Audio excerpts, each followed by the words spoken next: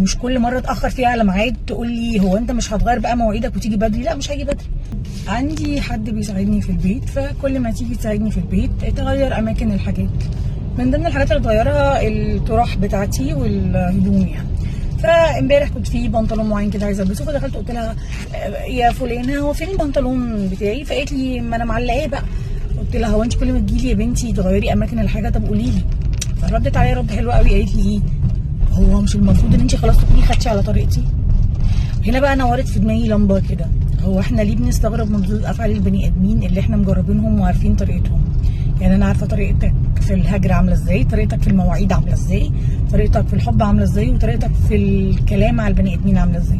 فاحنا ليه بنستغرب؟ المفروض ان احنا يعني ناس كبار عاقلين راشدين بالغين كده، المفروض ان احنا ما نستغربش من اللي بيتعمل.